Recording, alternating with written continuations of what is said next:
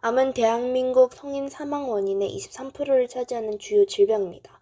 전 세계적으로 암을 퇴치하기 위해 많은 연구가 진행되고 있지만 백혈병 등의 혈액암 외에 많은 종류의 암은 아직 외과 수술과 방사능, 요법에 전적으로 의존하고 있습니다.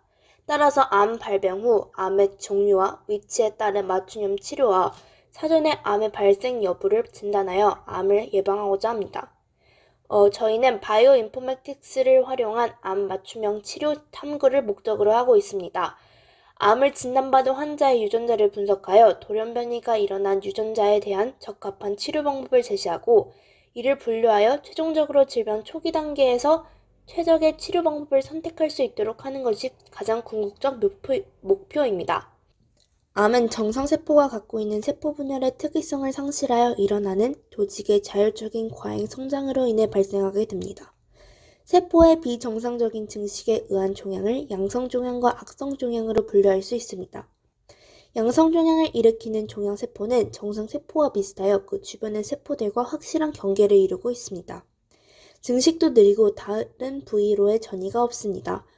이에 반해 악성종양은 일반적으로 증식도 빠르고 이형세포로서 주변의 조직으로 확산, 전이되어 최종적으로 숙주인 개체를 사망시키게 됩니다.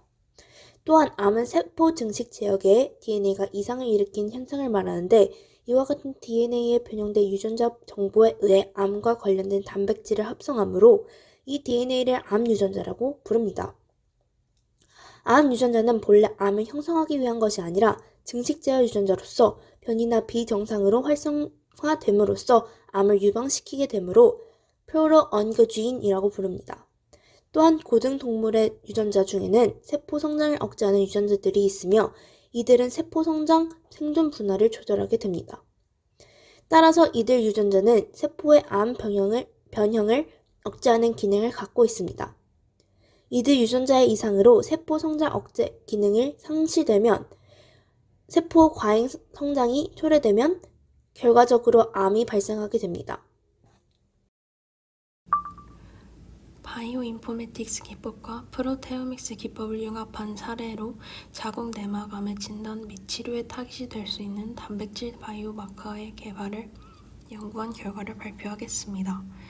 인간 자궁 내막암 세포주인 HC-1A 세포의 발암과 암 전이의 중요한 인자로 알려진 시테칸다시를 간발현시키는 방법으로 암세포의 암거등을 변화시킨 후 세포내에서 발현되는 단백질의 변화를 2D 전기 영동과 질량 분석 방법으로 조사하는 것입니다.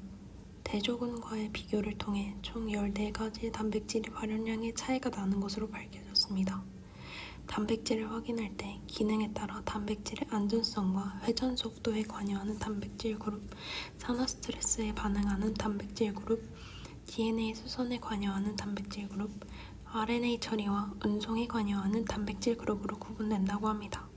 이들의 항체를 제작하여 자궁 내막암의 진단 및 치료 수단으로서의 가능성을 열어놓는 연구로서 바이오인포메틱스 기술의 성공적인 사례라고 볼 수 있습니다.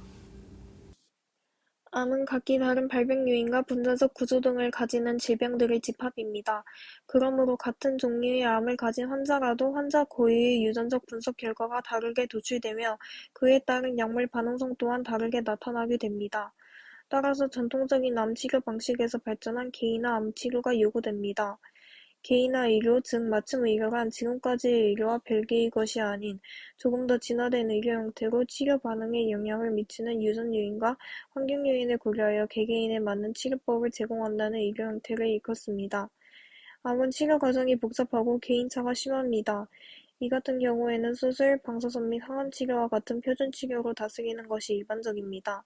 하지만 이는 개인정보를 무시한 대규모 임상 실험의 평균적 결과에 기초한 것에 불과합니다. 그러므로 개인과 질병의 특성에 따라 맞춤 치료해야 할 필요성이 더욱 높게 평가되고 있습니다. 또한 최근에는 유전자 변이, 유전자 발현도 및 인산화 효소 발현도 등의 데이터를 이용하여 약물 반응성 예측 연구가 활발하게 진행되고 있습니다. 약물 반응성 예측 연구에는 고려해야 할 점 또한 많습니다. 첫 번째로 모든 실험이 체외에서 수행된 것을 바탕으로 컴퓨터에서 예측되었기 때문에 실험 결과로 채택된 약물이 실제 환자의 몸에서 같은 반응을 보일지 확실하지 않다는 점입니다. 두 번째로 약물의 내성과 약물과 약물 간의 반응에 대해 예측하는 연구가 반드시 뒤따라야 한다는 점입니다. 특히 여러 약물을 동시에 투여할 경우 예상치 못한 약물 간의 반응이 있을 수 있기 때문에 부작용이나 투여량을 고려해야 합니다. 마지막으로 세 번째는 데이터베이스에는 정리되지 않은 약물과 유전자 간의 관계 정보가 많아 분석에 활용되지 못하고 있는 점입니다.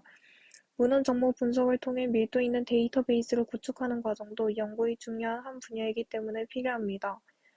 최근 수십 년 사이에 바이오 의료 분야에는 세 가지 중요한 변화가 생겼습니다.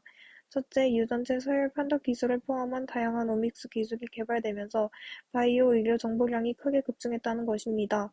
둘째, 인터넷 및 모바일 기술의 보급으로 세계 전역에서 생산되는 바이오 의료 정보가 공유되기 시작했다는 것입니다. 셋째, 인공지능을 포함한 정보기술의 혁신으로 컴퓨터를 이용한 정보 분석 능력이 크게 향상되었다는 것입니다. 이러한 세 가지 변화로 인하여 생명현상을 탐구하기 위해서는 엄청난 분량의 정보를 정교한 컴퓨터 기술로 분석하는 능력이 반드시 필요하게 된 것입니다. 따라서 바이오 인포메틱스의 필요성이 더욱 요구되어 높아지고 있는 추세이며 이는 앞으로 우리의 미래 또한 바꾸어 놓게 될 것입니다. 또한 생명정보학의 발전은 인류의 건강을 증진시키는 데 크게 기여할 것으로 기대됩니다.